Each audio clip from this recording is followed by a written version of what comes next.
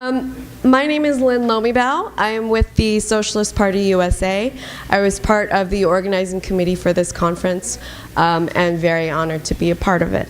I'll be the moderator for this panel, which just basically means I'll be doing the intros, keeping stack of people for the Q&A session, and basically the format for this panel is going to be up to 20 minutes of speaking for each speaker.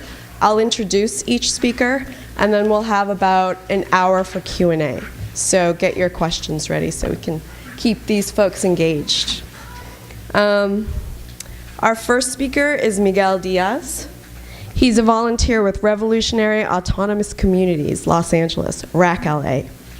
Miguel joined the organization 1 year ago, working with their local food program, which distributes over 150 boxes of produce weekly to the community surrounding MacArthur Park. He galvanizes over 40 volunteers every Sunday, and RAC-LA connects local residents in need with fresh, organic produce from farmers and local markets. He's currently in his 4th year at UC Irvine, studying mathematics. Please give a round of applause for Miguel.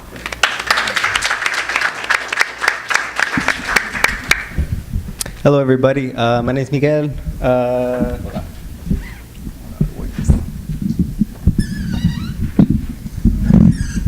All right, so this is my, honestly, I'm going to say, full disclosure, this is my first time doing something like this. I've never spoken at any panel or something like that. But one of my compañeros, he tells me, like, speak from the heart and you can never be wrong. So I'm going to go ahead and try to do that today. So basically, I started with Revolutionary Autonomous Communities about a year ago. I went to a delegation to Chiapas to dialogue with the Zapatistas. It was part of Arma delegation. One of the compañeros who I went with, he was part of RAC about 2 years prior, and we were meeting so we could have the report back. And basically, he said, well, it's a Sunday, like, well, why not just drop by? And so I did, and I loved the work. And so basically, I'm going to outline right now what it is we do and how we do it. And so, yeah. Okay, so our story. 2006, the May Day March in LA, right? It was one of the biggest May Day marches in history because it was mostly for immigrant rights, and the streets were just packed, right? 2007 was supposed to be a follow-up of that, pretty much to show, you know, we're still for immigrant rights. We don't feel like we deserve like what we have gotten, right? And so basically, the police were there also to show their force, to reinstall, right? They were there to intimidate us pretty much, right? And so in 2007, there was the LA police riots. Now it's a riot because the police were harassing us. It wasn't us, we weren't the abusers, they were on the front lines, right? And we actually have a film about that outlines what happened on that day with a bunch of recording the people's interview about what went on that day, which I'll tell you about later on. So after the police day riots, about 8 or so community members got together and they decided, we got to do something. And their focus would be food justice. One of the compañeros, he brought up the point,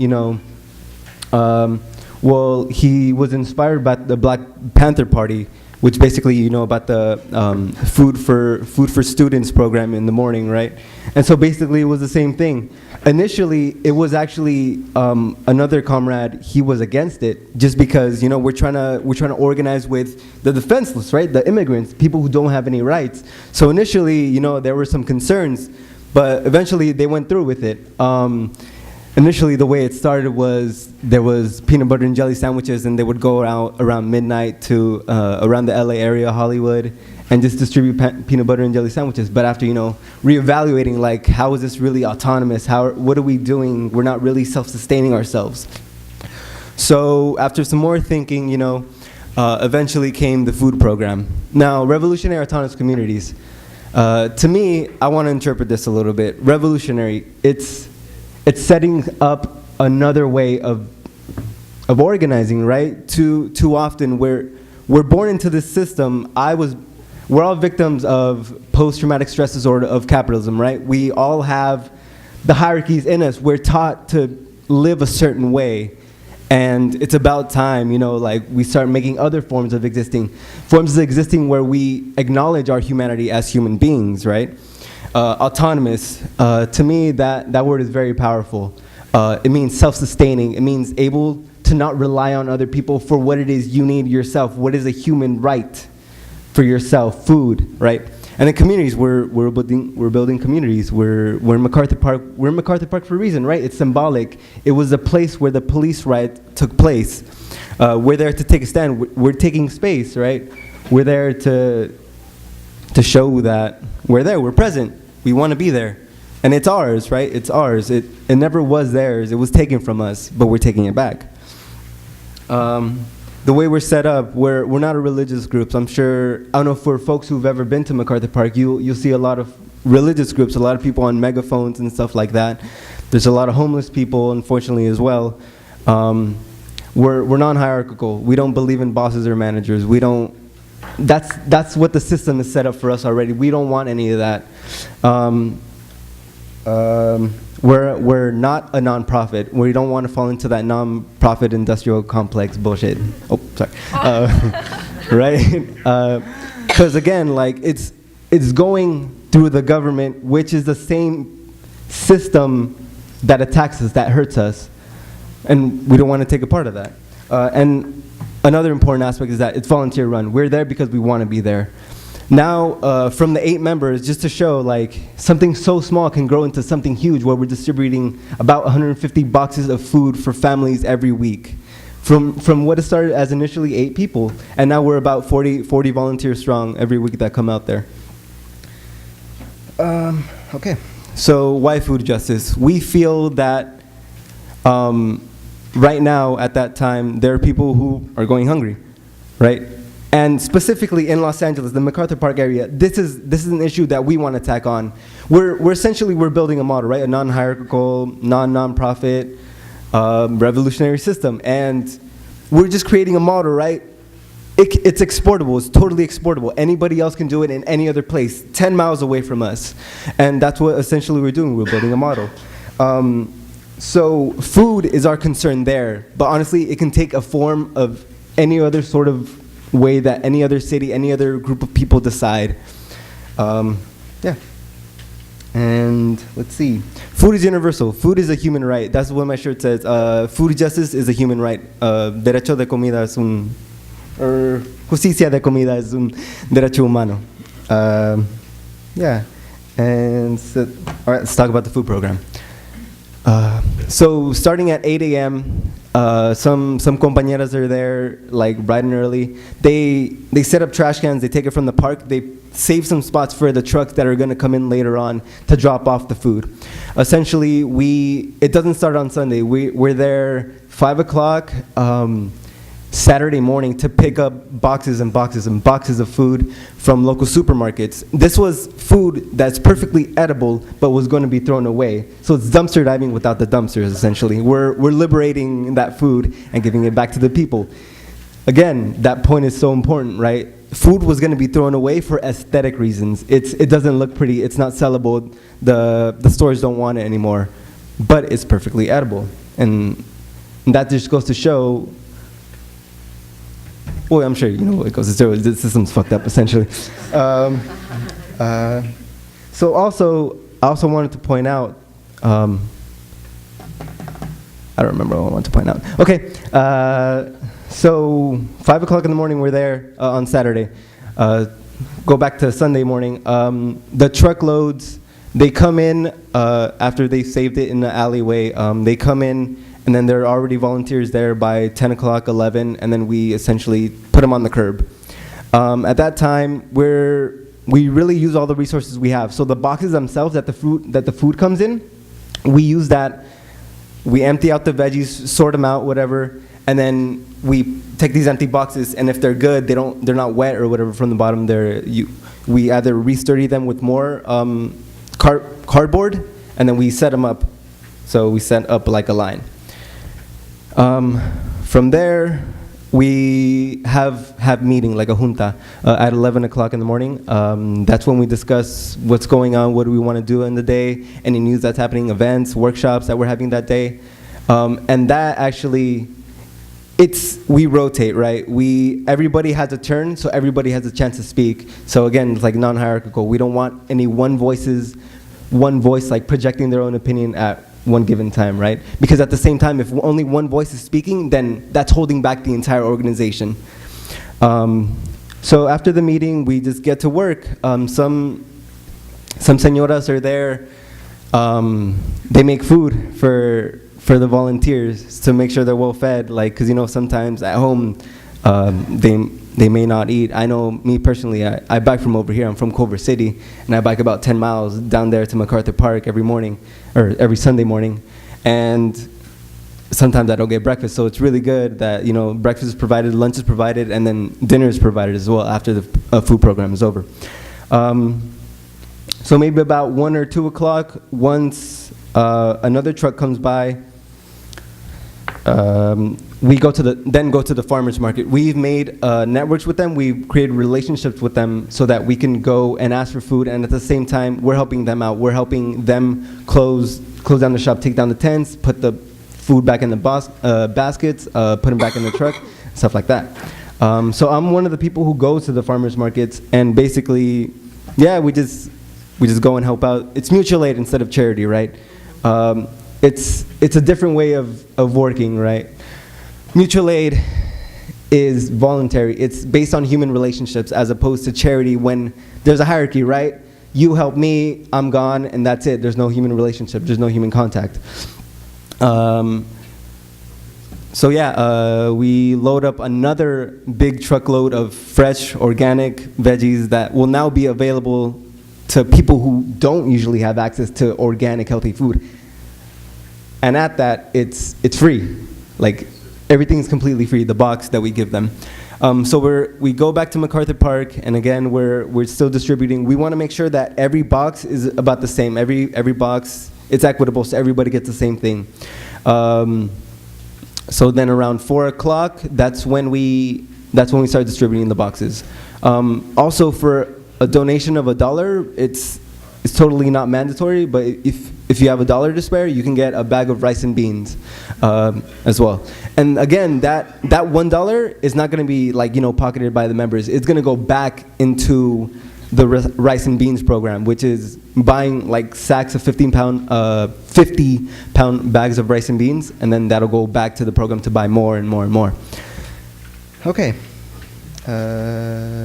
So in a non-hierarchical world, right, we need roles. Just to outline some of the folks who do the work out there, Doña Sol, she's one of the people who's out there in the morning, and then she cooks for people. She may be a little late, but that's because she's cooking. Marcos is one of the drivers. He goes to the farmers markets with his truck and picks up the food. Who else? Roberto, he's somebody who writes down the person's name, because we go by a ticket system. The earlier you get there, the better. You get a ticket with a number on it, and that ticket, that number will determine what place in line you are. So that at the end, at like 4 o'clock, you can get your box. And also, Maria. So we at RAC, we believe that, unlike what the capitalist system teaches you, right? Capitalism teaches you if you can't be bought or sold, we're commodities as well, right? Human beings are commodities. That's the point of capitalism, to make everything commodity. It teaches you that if you're not able to be bought or sold, your labor is not bought or sold, then you're worthless, right? You're not worth anything. But at RAC, we're trying to teach a different perspective. We're trying to teach that everybody has some sort of worth. Like with the people I've outlined here, like some of them don't speak English. Some of them have different abilities. Some of them are older folks. And so with the different abilities, you can do so many different things. You don't have to rely on, getting paid and having to work a shitty job that you don't want to do, right?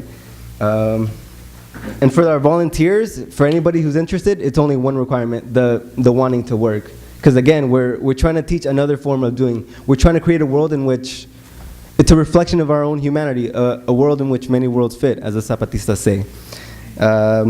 Some challenges are that, sometimes the cops, the pigs will roll by and they'll well, it's MacArthur Park area, it's where the homeless, and they'll try to incriminate the homeless and people people who they perceive to be part of gangs and stuff like that.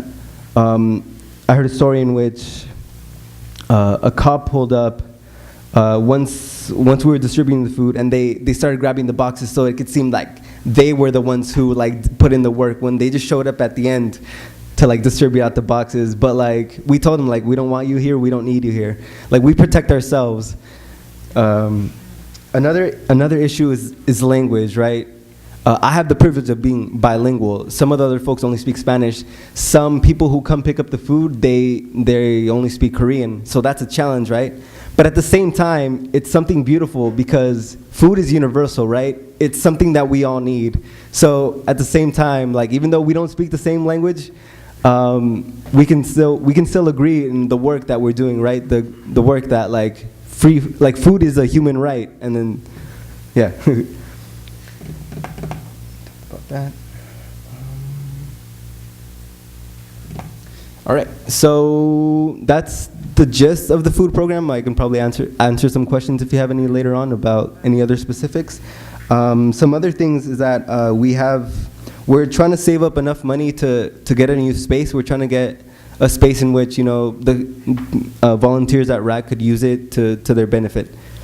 It could be used as a place where it could be like their job. We also sell soap. We make it ourselves, and it's vegan, plant-based, and no gunk, no fillers, no detergents or anything like that. We make it ourselves, and we sell that at events wherever we have that. So that could be also another use for the space.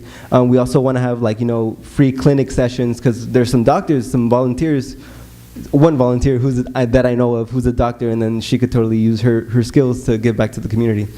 Also, maybe even possibly a place to crash, you know.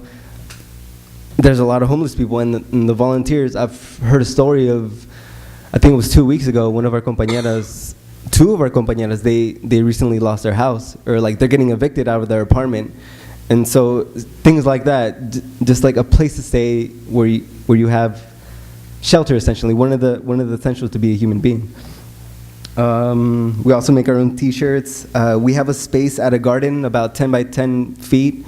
I recently started working there just because it's been a little bit unkempt, but we're working on it. We also have the Racketeers and the Veggie Monsters. So the Racketeers are like the teenagers, and the Veggie Monsters are the younger ones. So again, it's really inclusive. We don't want any discrimination of any kind. Anybody can take part of it. So specifically with the Racketeers and Veggie Monsters, we take them on field trips. We take them to college visits, museum visits, workshops. We recently went to see the Oscar Grant movie. I think it's called Fruitvale. We went to see that, and we had a dialogue about that, about how they felt about the movie. You know, like Oscar Grant was shot and killed by the cops, unfortunately, right? Also, our six-year anniversary is coming up on November 17th, so y'all are welcome to join us there. But again, we're there every Sunday, so if y'all want to help out, that's cool too. And then we have a film outlining the 2007 May Day Police Day riots called "We're Still Here, We Never Left." And yeah, okay.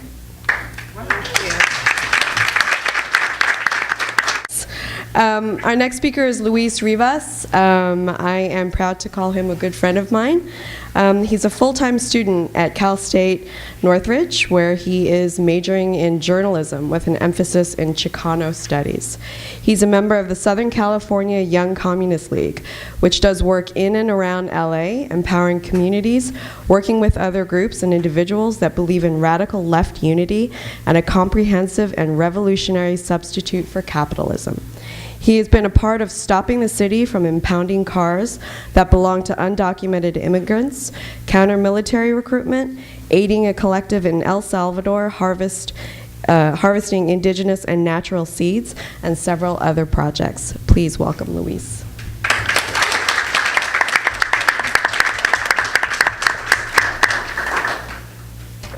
Hello, everybody.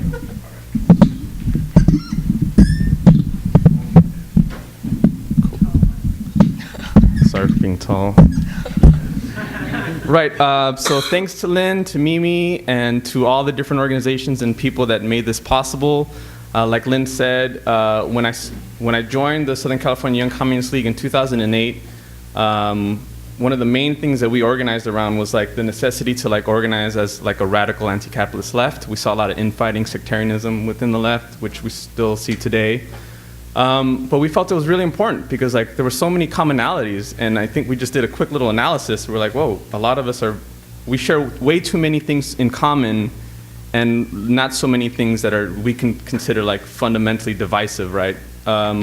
So that still is part of our organizing, like in everything. There's a lot of people here and in different workshops that personally I and my group have had the privilege of working with, you know, with Mimi, with Lynn, with the DSA folks, with some of the ISO folks, and a bunch of other groups and people. So I encourage that. I love this, and I hope that more and more of these kind of conferences are like, mimicked and reproduced in mass. All right, cool. So let's see. Basically, I'm going to be talking about a garden that we started at the Los Angeles Workers Center. All right, so most people are probably familiar with La Casa Roja, Los Angeles Workers Center. It's home base to the Communist Party, to the Young Communist League, and to a bunch of different radical organizations like the Sandinistas from Nicaragua, the FMLN of El Salvador, and at one point the Honduran resistance, the resistance to the coup that recently took place. And a bunch of other different groups. It's pretty historic, so we wanted to do this community garden. I'll explain why we came up with this idea in a little while. But we wanted to do it at the Worker Center because although it's kind of known, it's more known in the older generation. And so as a Young Communist League, we really wanted to put this kind of like fresh perspective on the Worker Center. It's not this like, you know, old Stalinist whatever place, you know. That's probably some of that's still there, but I mean, it's more than that. So, okay, so we started the garden back in December. It's kind of relatively new, but we really, like, I mean, now more than ever, we're actually now a lot more focused on it. But it technically started in last December. Sorry, I think I'm being too loud, that's why I stepped away. Am I too loud? No? Cool? All right, cool. I have a bad habit of being too loud at times, which I guess is a good habit. Okay.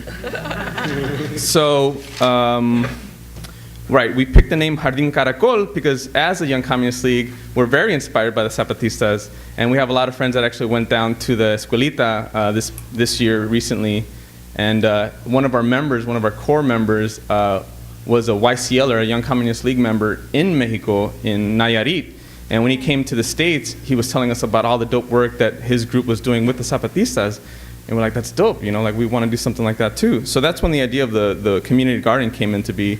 And some of us have also volunteered at RAC on a regular basis. This was a while ago. Unfortunately, it's sad to say we don't really have the time to do that anymore, but we are making an effort to restart that again. But anyway, the name of the garden is Jardín Caracol, and that's taken from, like I said, it's inspired by the Zapatistas and the communities of Caracoles and the autonomous structure that the Zapatistas have in Mexico. So we started this with donations of lettuce, different types of chard and carrots, and predominantly organic seeds, all given to us by the Learning Garden, which is not too far away from here. And the master gardener, David King, actually came and visited us because one of our comrades, Michelle, is part of this kind of like urban food program. So she'll teach like younger folks how to grow their own food and stuff like that, and how to take care of how to grow their own stuff. And so she had an establishment with David King. David King, we invited him to the Worker Center, and he basically taught us like how to, because none of us know how to garden. Like we just like the idea of like being as autonomous, as independent, and growing our own food. We liked that idea, but we lacked like the knowledge behind it. So David King, in his grace, was able to teach us how to do that. And like I said, everything that we have that we've grown, 100% of all of it has been donations. The only thing we've spent money on, and I'll get into this later, we're going to start this aquaponic gardening system. But basically everything was given to us. So like I said, the Learning Garden was one of the main ones that gave us all the seeds and gave us the knowledge on how to keep up a garden.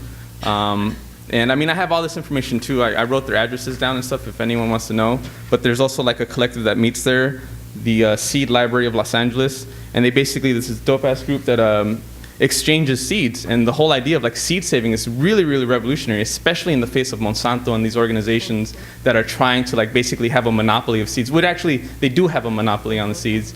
And earlier Lynn was talking about my work, our work that we did with this community in El Salvador. And that's a long story, but I'm gonna get into that just in a little bit. So anyway, so the Learning Garden helped us out a lot. And then there's this one group, CESA, Community Education for Social Action, and they also have a community garden called Jardín Abundancia. And they gave us a bunch of lettuce, chard, and tomatoes too. And so that was like our first two kind of like donations. Since then, we've gotten avocado trees, we've gotten eggplants, but more than anything, and also bell peppers and lettuce, but more than anything right now, our garden, you probably remember this, is just nothing, not nothing, but predominantly dominated by tomatoes because they're a little bit easier to grow, which is cool, you know. So anyway, so Jardín Caracol. And then there's this other group that we recently been trying to find out. And also, I guess I should back up. It's all intentional that we're trying to do this as low cost and as free as possible. One, we're poor, right? We're all working class. But more importantly, we don't want to spend money on something. We want to build up like an anti-capitalist alternative on how the way things are normally done. And that's true in everything. The things that our organization does, the things that our comrades do. Like we want to make everything like the theory that we believe in, we want it to be our practice. So we don't want to, when it's fucking necessary and shit, we don't want to just feed into the capitalist system. Now, I mean, to survive under capitalism in and of itself is like a feat, right? So we know that some of us have to work. We know we got to buy clothes and stuff like that. For the most part, we try to be as conscious as possible about being a consumer inside a capitalist system. So anyway, there's this other group that we go to, the Griffith Park composting facility, and they basically give away free compost and free mulch. So we just drove up in a couple cars and we loaded up like hundreds and hundreds of pounds of compost and mulch. Also the Learning Garden, by the way, they also do this too. Completely free service. I mean, it's all donations based, obviously, so you want to give a little bit.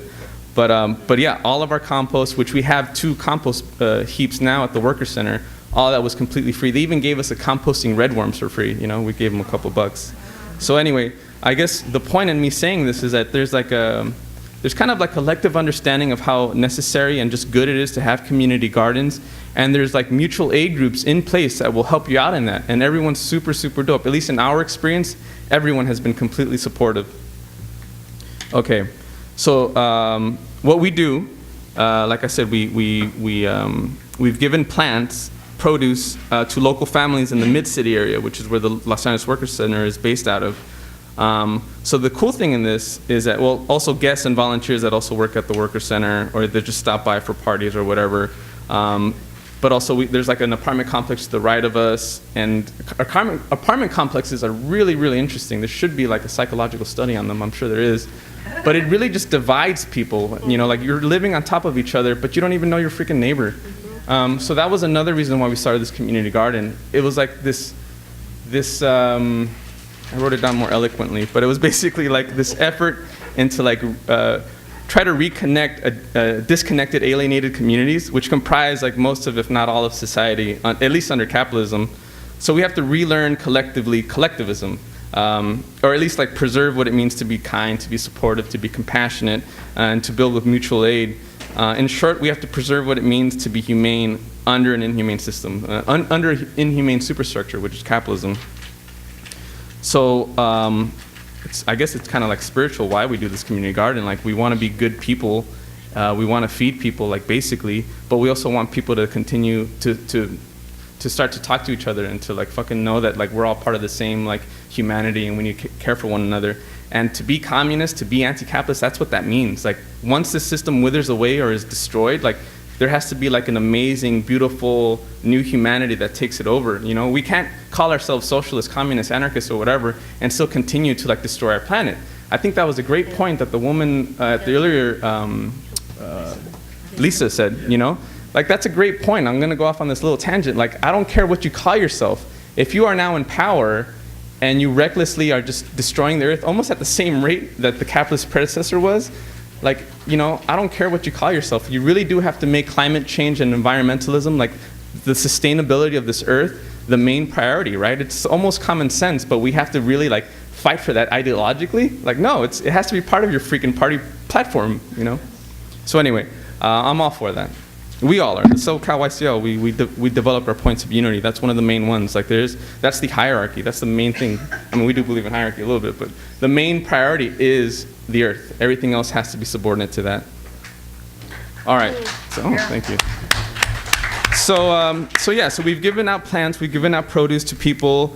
We also have younger pseudo comrades that help us out, like the youth from the Sandinistas when they have their grown-ups do their parties and stuff like that. The kids will help us out and harvest the little cherry tomatoes, or they'll just play in the dirt and stuff like that. Also, the little kids from the neighborhood will come. They're super curious. They'll help us water the lawn. They'll help us, just cultivate stuff. It's really, really cool because we're like, we're able to talk to them about like what it means to be communist or what it means to be human under a capitalist system, and they walk away with this idea that like, it's natural to help out one another. And I don't know what institutions really, really like teach that, Like you probably get that at a few church congregations because there's some dope ones out there, but for the most part, it's something that we are privileged and we're lucky enough to say that we're teaching younger generations like how to be good to one another, and that people generally are only invested in caring for one another. There's no hidden agenda, at least not for us.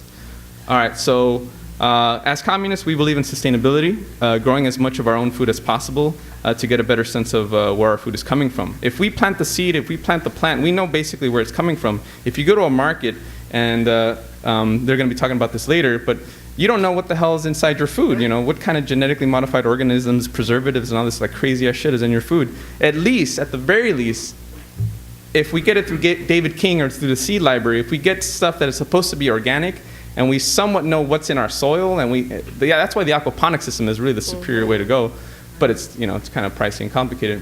But at least if you're putting the seeds in your own hand into the soil, you know where your food is coming from for the most part, because then you got to talk about soil and what's in your soil. So anyway, all of this is the idea of like awareness and sustainability, which we're 100% for, but it also means challenging the dependency on corporate-dominated market chains. We believe people should be, like I said earlier, as independent from capitalism, from these institutions and systems as possible, but we understand, like, like it's not a utopia, like you have to negotiate, you have to survive under capitalism. But anyway, it's one of these ideas that we strive for. All right, and then also, we were in El Salvador in 2009, and we started this group called the Semillas Project, and basically a bunch of our comrades from the CP were going back and forth to El Salvador, taking part in the electoral presidential election that took place in 2009, and even before that. And we met with these comrades from Cuiznahuat, Sonsonate, El Salvador, which is like, I think the third, at least back in 2009, was the third poorest region in all of El Salvador. And these campesinos, campesinas, students, like radical university students, they were all organizing this effort to kick out all the Monsanto produce, especially the corn, and to reclaim the indigenous corn, the semillas criollas, that was being neglected in the face of like this crazy ass transnational consumerism. So we started this like a support group from the U.S. We would do events. We would talk about what this group of farmers was doing. We raised $3,500. We took a trip down there. They successfully started their own like little co-op where people, kind of similar to what RAC does, like, but instead of just MacArthur Park or whatever, like it was almost an entire city that was now like breaking its dependency from GMO food, especially Monsanto corn and Monsanto tomatoes, and they were growing their own stuff. They were giving it back into the community as long as the community was putting in work into cultivating the food.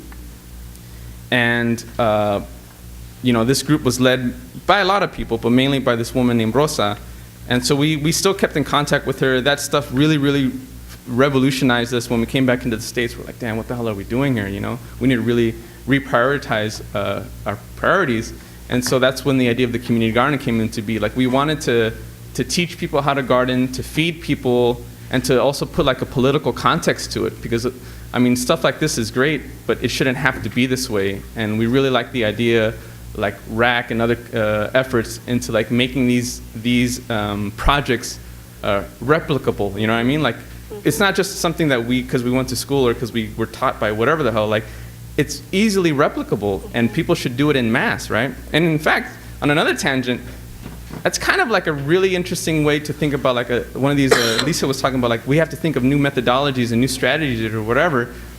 Imagine, if you will, like communities, like thousands of them, doing this, attaching to it like a political message of freaking anti-capitalism, and organizing maybe on some other levels as well, and federating all of them. That's why the anarchists have a really dope-ass program, and you should get into that later, but I'm sure someone's going to be talking about this perhaps at the electoral politics debate. But this idea of like, not really centralizing all these efforts, but at least like making sure that they know of each other, growing them and growing them and growing them, so that it offers a freaking, so it challenges the superstructure of capitalism. That's a scary and amazing idea, and I entertain that idea. All right, and then the other reason we started this garden, like I said, is to reconnect people that have been disconnected because of capitalism. Actually, I already said that part. So basically, let's see here. The aquaponics system, right, okay. So our soil isn't the greatest, and so because of that, we started like just doing some our own research, just Googling like, all right, what can we do that isn't dependent on soil? And the aquaponics system was one of the first things that came up. And so we started, that's one of the few things that we've actually spent money on. We built a pool with some waterproof tarp on it, and we're still learning how to do one. They actually have an aquaponics system at the Learning Garden where David King works at. And the idea with an aquaponics system is it merges hydroponics with aquatic animals, and it's kind of like a reciprocal, and it's like almost a model of like sustainability. Because in short, like I said, we're still learning about this, but the plants feed the fish and the fish feed the plants. So you don't have to use soil. And most of the soil in LA, I would say of the world, at least in the US, is pretty much contaminated beyond shit, you know what I mean? Like, you have to go and have your soil tested for like lead and for all these other chemicals and crap that's in it. So it's ideal that you just don't want to even mess with the soil. The only thing with that is like, it costs money. You have to have a plumbing system or a water system and stuff like that. But anyway, to close, I will say this. Whoever's on Facebook, go ahead and look for the SoCalYCL, facebook.com/SoCalYCL. You can like us, you can message us, you can hate us, whatever. And also you could friend us, El Jardín Caracol, which is the name of our garden. That's also on Facebook. Like us, send us messages. We try to update as much as possible. Whenever we plant like a new plant, we'll take a picture of it and be like, hey, look, check this out. Or whenever we have like people, especially kids volunteering, we try to make it as transparent and as open as possible. We're there basically every night or every day. We like to water in the evening. Like I said, it's basically run by us, by the SoCalYCL. But anyone and everyone is encouraged and invited to come if you just want to check it out. If you want to just plant your own food and you just want to learn, we encourage that too. Like we have a little bit of knowledge, but we're willing to share that. We're not going to monopolize that. So yeah, I guess if there's to be a message here, is that what I had originally said. Like we encourage people to start their own garden. We encourage people to really challenge the idea of what it means to survive under capitalism and what that entails. To be conscious people, consumers, gardeners, revolutionaries, whatever, but like know what you're putting into your body, know what you're putting into the earth, and like I said, attach like a political message to it. And all of that is very affordable. All of that could be almost 100% free, with a couple bucks here and there for donations. And I think that's it. So if there's any questions or whatever, I'm sure we're going to open that up later. So thank you very much.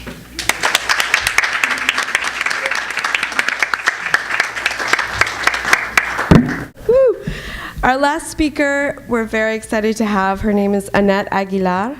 She is the LA coordinator for Label GMO's California's Grassroots, a movement advocating for transparency in the food supply and for clear and concise labeling of genetically modified organisms. She has actively outreach to the Latino community to inform about genetically modified foods, their potential risks to health, the environment, and the integrity of the entire biosphere, Mother Earth, for future generations.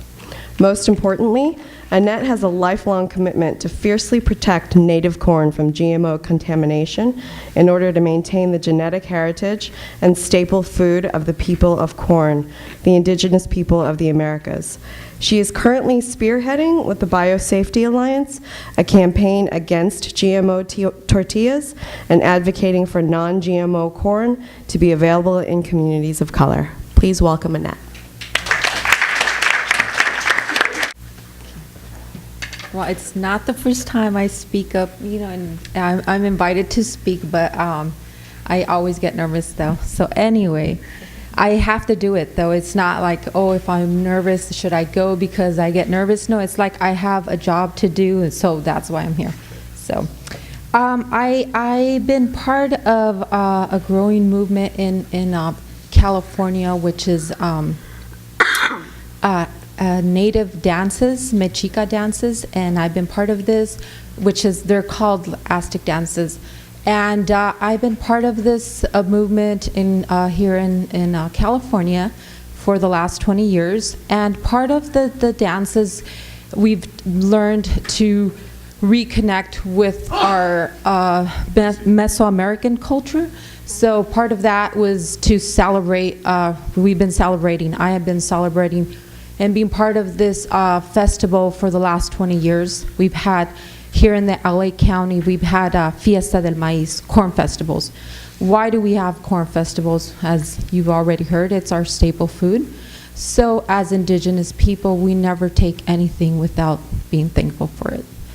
And so, you know, with all the harvests throughout Latin America, it's beautiful because I know for sure that Ecuador, Chile, Peru, Bolivia, Mexico, they all celebrate corn festivals. Here in the U.S. as well. We have the Green Corn Festival. And so that's why I've grown this love for corn. And as we know, Monsanto taking over and just really trying to just take over the corn, right? So anyway, so I thought it was really a really good opportunity when someone came around in California saying, hey, let's organize and let's start labeling, right? We can do it, Europe did it, and why not? Why is it that, you know, the seeds have been changed and it's all this food that has been genetically modified, it's full of agrochemicals, and we just, for some reason, we don't have the time to grow our food and to know what the hell we're feeding our families.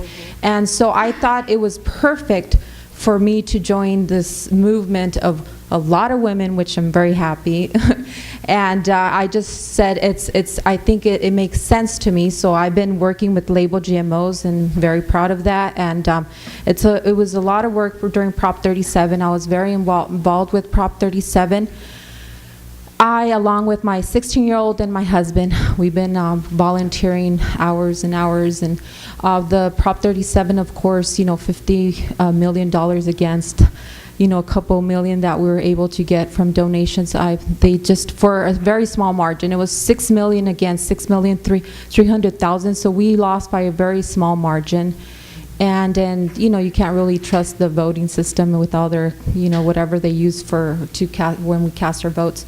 So, well, out of that, you know, I've also been working with, well, this idea about why am I involved with the labeled GMOs. I really just want for us to stop consuming this. I think once it's labeled, I think people are going to stop eating it. Food producers are going to get it out because we're going to not want it, and that's exactly what happened in Europe. As soon as it was labeled, the food manufacturer said, you know what, we don't want to lose profit. And as I've heard, a lot of, you know, capitalism, you know, the end of it is just making profit. So in a matter of months, Smuckers and Coca-Cola and McDonald's and Kellogg's and Hershey's, they reformulated, these American companies reformulated their products to export to Europe without GMOs.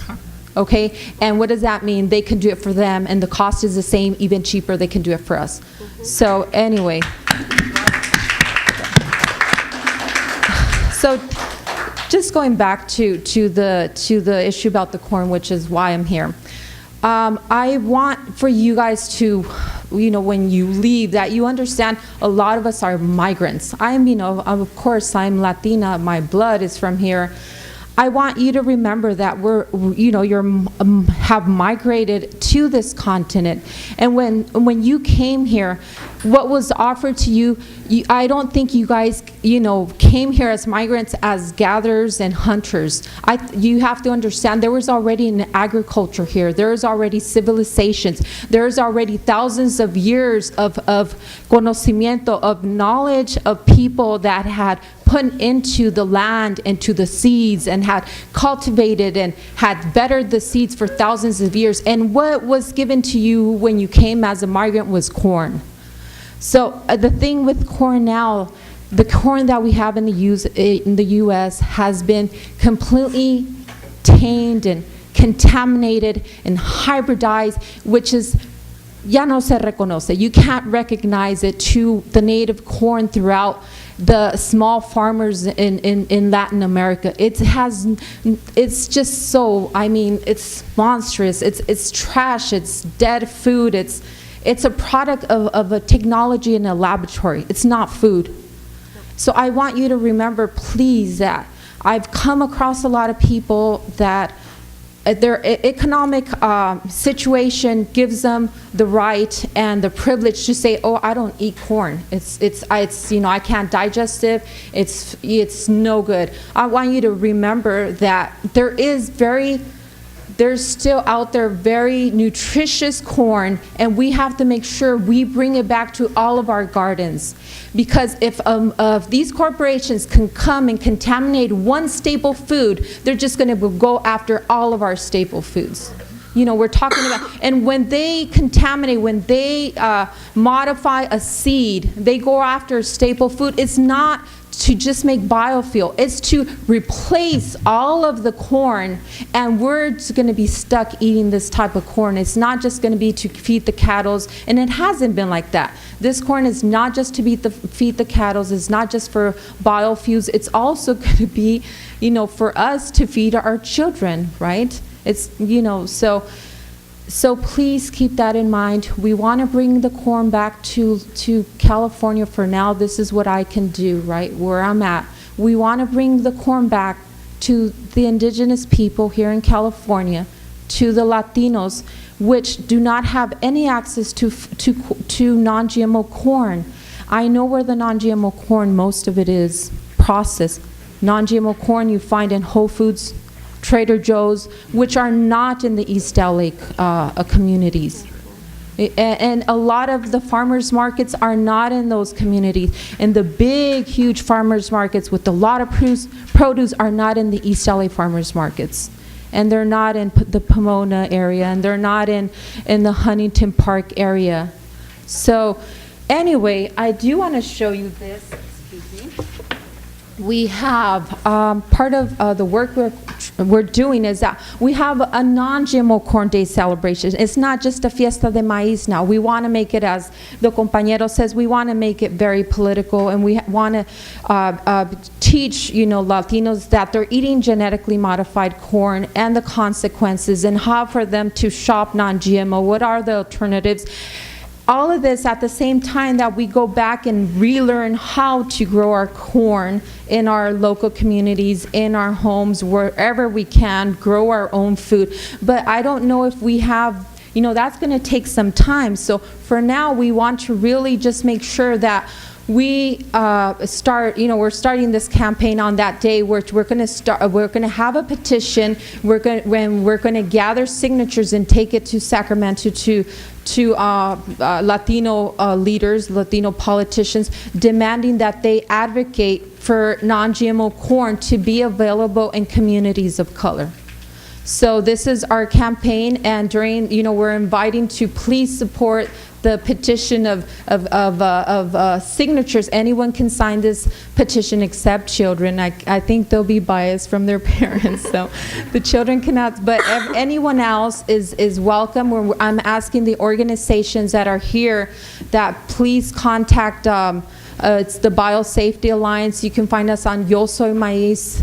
And I'll leave some flyers and information. Please, if you can contact me, because we will want organizations or whoever you're with to please to support us, at least with maybe we're asking for 3,000 signatures from your networking for signatures, so that we bring back the non-GMO corn, especially the organic. Conventional still has a lot of chemicals. Chemicals are cancer. Chemicals, you know, it's just a poison for our body. So we're asking for organic corn back in the Latino communities, and of course everywhere else, right? but we really want to get some corn back for now because there's nothing there. And as you know, it's our staple food. And the other reason also that we're celebrating this is we're also directly supporting Mexico in their fight, because as many of you know, it's scientifically, and all these scholars have already said that it's the origin of the corn. From there, it was spread through our people, south, north, and in the 1500s, it was spread throughout, you know, the rest of the world, right? So Mexico has started a campaign, and it's Sin Maíz No Hay País, and so we're supporting them directly because we want to protect, because that is the area where we can always go back when we don't have that good seed that's been contaminated. We can always go back, and the farmers there and the indigenous people have always shared their seeds.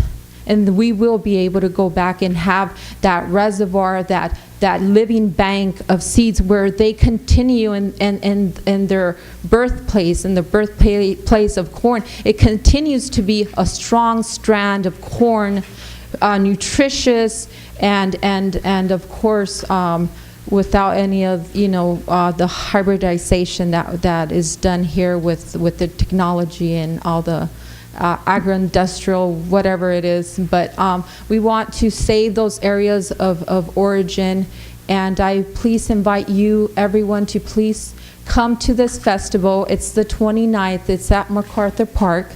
And we are going to have, for the children, they're going to be making their own tortillas from purple corn, non-GMO masa, and we're going to be teaching them how to make tortillas again, and, you know, their little masita on their hands. And we're going to have popcorn. Popcorn, I want to let you know the good news here in that popcorn and purple corn have not been genetically modified, any of the varieties. So if you see any purple corn, it's okay to eat.